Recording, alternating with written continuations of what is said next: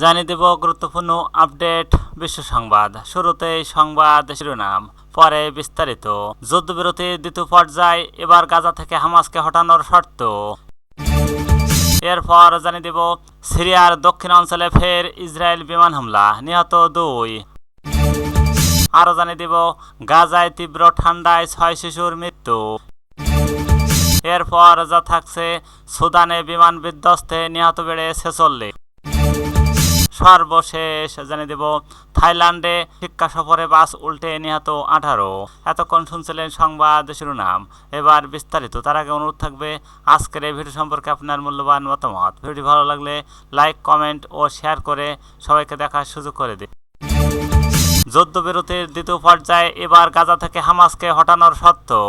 গাজায় যুদ্ধবিরতি চুক্তির দ্বিতীয় পর্যায়ে প্রবেশের জন্য 4টি শর্ত দিয়েছেন ইসরায়েল। এতে ফিলিস্তিনি প্রতিরোধ আন্দোলন হামাসকে গাজা থেকে সরানোর কথা বলা হয়েছে। আর কয়েকদিনের মধ্যে গাজায় যুদ্ধবিরতি চুক্তির দ্বিতীয় পর্যায়ে শুরু হওয়ার কথা। তবে দ্বিতীয় পর্যায়ে প্রবেশের জন্য 4টি শর্ত রেখেছে ইসরায়েল। যদি এই 4টি শর্ত পূরণ হয়, সেক্ষেত্রে চুক্তির প্রস্তাবিত দ্বিতীয় পর্যায়ে শুরুর ব্যাপারটি পুরোপুরি অনিশ্চয়তার মধ্যে পড়বে বলে জানিয়েছেন দেশটির জ্বালানি মন্ত্রী। যুদ্ধকালীন মন্ত্রিসভার অন্যতম গুরুত্বপূর্ণ সদস্য এলি কোহেন মঙ্গলবার ইসরায়েল টিভি চ্যানেল কানকে দেওয়া এক সাক্ষাৎকারে এই প্রসঙ্গে কোহেন বলেন, যুদ্ধবিরতি পর্যায়ে যাওয়ার ক্ষেত্রে আমাদের 4টি শর্ত রয়েছে এবং 7 অক্টোবর এবং তার আগে যেসব ইসরায়েলিকে গাজায় বন্দী করা হয়েছিল তাদের সবাইকে মুক্তি দিতে হবে। গাজা উপত্যকা নিয়ন্ত্রণকারী গোষ্ঠী হামাসকে গাজা থেকে বিদায় নিতে হবে এবং গাজা উপত্যকাকে অবশ্যই সম্পূর্ণ অস্ত্রমুক্ত করতে হবে এবং পুরো গাজা এলাকা ইসরায়েলের নিরাপত্তা সংগ্রাম নিয়ন্ত্রণ থাকবে।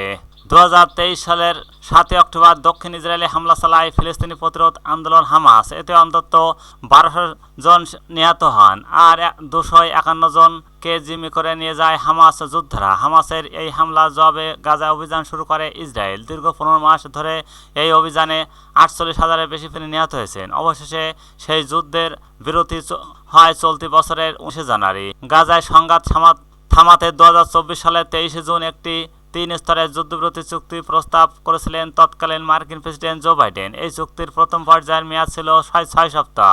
এই পর্বে 33 জন জিম্মিকে মুক্তি দেয় হামাস। যেসব জিম্মিদের মুক্তি দেওয়া হবে এই পর্বে তাদের মধ্যে বয়স্ক এবং নারীর প্রাধান্য পাবেন। এর বিনিময়ে গাজা জনবসতিপূর্ণ এলাকা থেকে সেনা প্রত্যাহার করে নেবে ইসরায়েল। কারাগারে বন্দী ফিলিস্তিনের মধ্যে শতাধিককে মুক্তি দেবে এবং এছাড়া 6 সপ্তাহের প্রতিদিন গাজা প্রবেশ করবে ত্রাণবাহী 600টি ট্রাক। দ্বিতীয় পর্যায়ে স্থায়ীভাবে সংঘাত শেষ হবে গাজায়।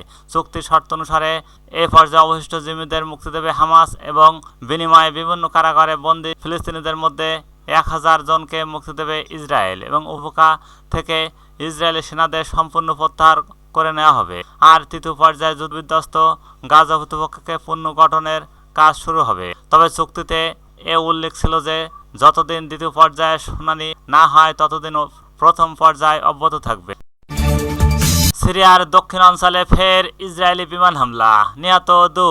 সিরিয়ার দক্ষিণাঞ্চলে ও দামেস্কের বাইরে বেশ কয়েকটি সামরিক লক্ষ্যবস্তু বিমান হামলা চালিয়েছে ইসরায়েল বাহিনী। এইসব হামলা অন্তত 2 জন নিহত হয়েছে। বুধবার 26 ফেব্রুয়ারি এই তথ্য জানিয়েছেন বার্তা সংস্থা এপি, গার্ডিয়ান, আল জাজিরা। নিহতরা সামরিক না বেসামরিক ব্যক্তি এই সম্পর্কে কিছু জানা যায়নি। ইসরায়েল কর্মকর্তা সিরিয়ার সেনাবাহিনীকে হুঁশিয়ারি দিয়ে বলেন তারা যেন রাজধানী থেকে বের হয়ে দক্ষিণ দিকে না যায়। মঙ্গলবার বিকেলে দামেস্কের দক্ষিণে ও শহরের দক্ষিণে ডেরা প্রদেশে হামলা চালিয়েছে বলে স্থানীয় গণমাধ্যম জানান। ইসরায়েলের প্রতিরক্ষা মন্ত্রী ইসরায়েল কাটস সিরিয়ার দক্ষিণাঞ্চলের হামলার বিষয়টি নিশ্চিত করেন এবং হুঁশিয়ারি দিয়ে বলেন, ইসরায়েল সিরিয়ার দক্ষিণাঞ্চলকে লিবাননের দক্ষিণাঞ্চলের মতো হতে দেবে না। কাটস জানান, সিরিয়ার সরকারি বাহিনী ও দেশটির কোনো জঙ্গি সংগঠন দক্ষিণাঞ্চলের নিরাপত্তা জোন নিজেদের সামরিক প্রতিষ্ঠা করার জন্য উদ্যোগ নিলে আমরা অস্ত্রযন্ত্র দিয়ে মোকাবেলা করব। এর আগে রোববার ইসরায়েলি প্রধানমন্ত্রী বেঞ্জামিন নেতানিয়াহু সিরিয়ার দক্ষিণাঞ্চলের সম্পূর্ণ নিরস্ত্রীকরণের দাবি জানান। সিরিয়ার বিদ্রোহী গোষ্ঠী হায়াত তাহরির আল শামের নেতৃত্বে বাশার আল আসাদ সরকার পতনের অল্প সময় পর ইসরায়েলি সিরিয়ার জাতিসংঘ নির্ধারিত বাফার জোন অনুপ্রবেশ ইসরায়েল বাহিনী। এরপর থেকে সিরিয়ার নতুন সরকার জাতিসংঘের প্রতিবাদ সত্ত্বেও ফিরে যায়নি ইসরায়েল। সেখানে খুঁটি গেড়ে বসে আছে ইসরায়েল প্রতিরক্ষা বাহিনীর IDF ওই সেনারা। আসাদের পতনের পর বেশ কয়েক সপ্তাহ সিরিয়ার অস্ত্র সংরক্ষণগার ও নৌঘাঁটি সামরিক অবকাঠামো বিমান হামলা চালায় ইসরায়েল। নেতানিয়াহু দাবি করেন, আসাদ সরকারের ফেলে যাওয়া অস্ত্র যাতে বিদ্রোহীদের হাতে না যায় সেজন্য এইসব উদ্যোগ। তবে নতুন করে এসে ইসরায়েল হামলা বন্ধ হয়ে যায়। আজ ফের নতুন করে শুরু হয়েছে হামলা। মঙ্গলবারে এই হামলার আগে সিরিয়া বাফার জোনে ইসরায়েলের অনুপ্রবেশ নিন্দা জানান এবং সিরীয় ভূখণ্ড থেকে সেনা প্রত্যাহারের দাবি জানান।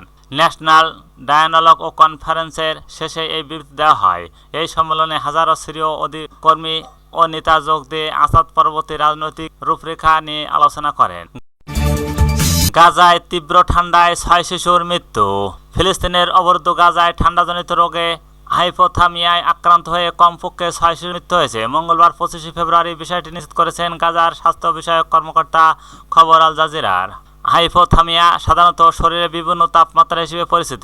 এমনটি হলে মানুষের শরীরের তাপমাত্রা 35 ডিগ্রি সেলসিয়াস 96 ফারেনহাইট নিচে নেমে যায়। শরীরের স্বাভাবিক তাপমাত্রা প্রায় 37 ডিগ্রি সেলসিয়াস 98.6 ফারেনহাইট। গাজা সিটির ফ্রেন্ড অব দ্য পেশেন্ট ও চ্যারিটেবল হাসপাতালের medical director doctor Saeed Shah বলেন, 1 থেকে 2 দিন বয়সী নবজাতক হাসপাতালে ভর্তি হওয়ার পরেই মারা যায়। মঙ্গলবার সকালে আরও 2টি মৃত্যু হয়েছে। এর মধ্যে দিয়ে দক্ষিণ গাজার খান ইউনিস 6 শিশুর মৃত্যু হলো। গাজার সিভিল ডিফেন্স তীব্র হিমেলো বাতাস গত 1 সপ্তাহ ধরে চলা ঠান্ডা হয় নবজাতকের মৃত্যু তথ্য নিশ্চিত করেছে। ডক্টর সাইদ সালাহ বলেন, তার হাসপাতালে নার্সারি বিভাগ ও সম্প্রতি গুরুতর হাইপোথামিয়ার 8টিও ঘটনা ঘটেছে, যাদের নবজাতক জন্য পরিচর্যার প্রয়োজন ছিল। সুদানে বিমান বিধ্বস্তে নিহত বেড়ে 46। সুদানের রাজধানীর খার্তুমের উপকণ্ঠে সামরিক বিমান বিধ্বস্তে নিহতের সংখ্যা বেড়ে 46 জনে দাঁড়িয়েছে। মঙ্গলবার বৃহত্তর খার্তুমের ওমদুরমানে ও সেনাবাহিনীর বৃহত্তর সামরিক কেন্দ্রে ওয়াদি ও সেইদনা ও বিমান ঘাঁটির কাছে দুর্ঘটনা ঘটে। এরপর প্রাথমিক তথ্য 19 জনের মৃত্যুর কথা জানানো হয়। তবে বুধবার 26 ফেব্রুয়ারি দেশটির সরকারি জানিয়েছেন, এই দুর্ঘটনা 46 জনের প্রাণহানি হয়েছে। এতে সামরিক কর্মকর্তা ছাড়াও বেসামরিক মানুষ ছিলেন। 46 জনের মৃত্যুর তথ্য জানিয়ে দেশটির সেনাবাহিনী নেতৃত্ব স্বাস্থ্য মন্ত্রণালয় বলছে, চূড়ান্ত গণনা শেষে নিহতের সংখ্যা 46 জনে পৌঁছেছে। এছাড়া আহত হয়েছেন আরও 10 জন। একটি সামরিক সূত্র বার্তা সংস্থা এএফপিকে জানিয়েছেন, আন্তনব বিমানটি প্রযুক্তিগত ত্রুটির কারণে বিধ্বস্ত হয়। প্রত্যক্ষদর্শীরা জানিয়েছেন, বিমানটি যে এলাকায় বিধ্বস্ত হয়েছে সেখানকার বেশ কয়েকটি ঘরবাড়িও ক্ষতি হয়েছে। উত্তর ওমদুরমানের বাসিন্দা জানিয়েছেন, দুর্ঘটনার পর বিকট বিস্ফোরণের শব্দ শোনা গেছে, যার ফলে আশেপাশের বেশ কয়েকটি এলাকায় বিদ্যুৎ সংযোগ বিচ্ছিন্ন হয়ে গেছে। একজন প্রত্যক্ষদর্শী জানান, বিমানটি উত্তর সুদান থেকে দক্ষিণ দিকে উড়ে যাওয়ার সময় ঘটনার কাছে বিধ্বস্ত হয়। 2023 সালের এপ্রিল থেকে আধা সামরিক বাহিনী র্যাপিড অ্যাকশন ফোর্সের আরএসএফ বিরুদ্ধে লড়াই করছে সুদানের সেনাবাহিনী এবং দুই বাহিনীর এই লড়াইয়ের সবচেয়ে বিপদে পড়ছেন সাধারণ মানুষ। থাইল্যান্ডের শিক্ষা সফরে বাস উল্টে নিহত 18। থাইল্যান্ডে শিক্ষা সফরে যাওয়ার পথে নিয়ন্ত্রণ হারিয়ে একটি বাস রাস্তা থেকে নিচে পড়ে যায়। এতে অন্তত 18 জন নিহত হয়েছেন আর আহত হয়েছেন আরও 23 জন। বুধবার 26 ফেব্রুয়ারি এক প্রতিদিনের বার্তা সংস্থা রয়টার্স জানিয়েছে, বাসটি প্রায় অর্ধশত আরোহী ছিলেন এবং তারা শিক্ষা সফরে যাচ্ছিলেন। কর্নেল সোফন ফারমানেহে বলেন, এটি ওপর থেকে নিচে নেমে আসার রাস্তা ছিল। বাসটির ব্রেক ফেলও হয়েছিল। গাড়িটি উল্টে যাওয়ার আগে চালক নিয়ন্ত্রণ হারিয়ে ফেলেন। তিনি আরও বলেন, যারা মারা গেছেন তারা সবাই প্রাপ্তবয়স্ক এবং শিক্ষা সফরে যাচ্ছিলেন। পুলিশের ওই কর্মকর্তা রয়টার্সকে জানিয়েছেন, বাসে 49 জন আরোহী ছিলেন। চালক সহ সকলেই ছিলেন থাই নাগরিক।